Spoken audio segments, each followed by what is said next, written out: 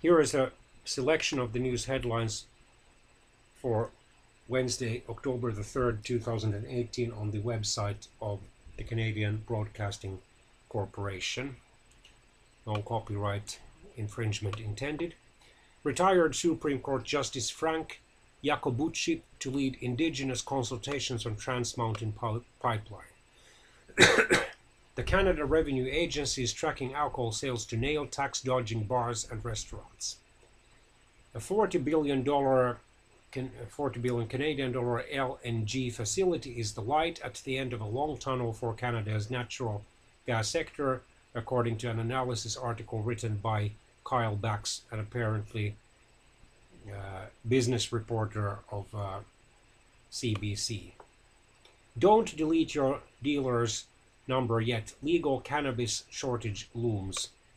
A business analysis written by Diane Buckner. Later this month, Canada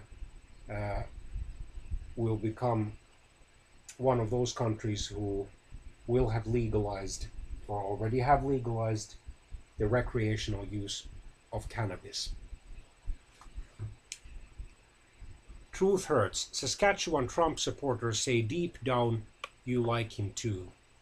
A new poll by CBC Saskatchewan and the University of Saskatchewan suggests 1 in 5 people in that province agree with the values of US President Donald Trump.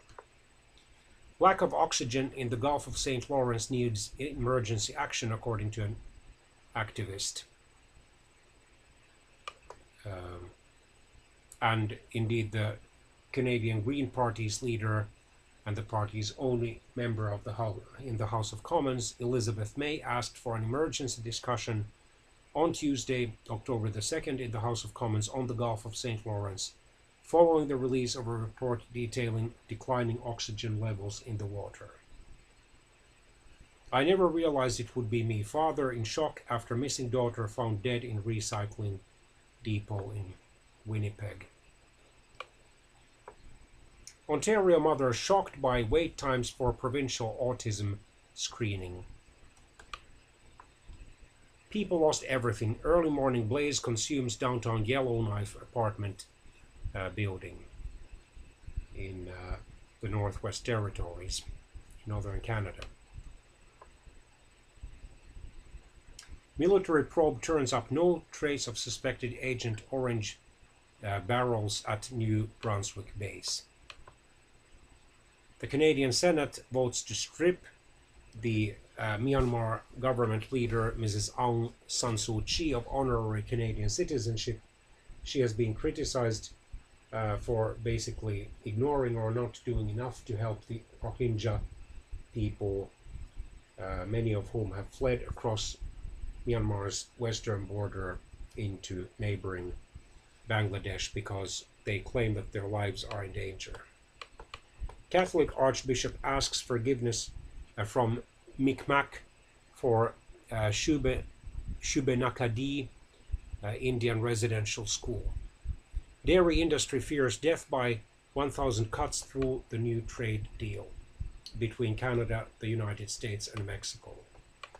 First Nations leaders urge new Quebec government to keep its promise on Indigenous rights declaration.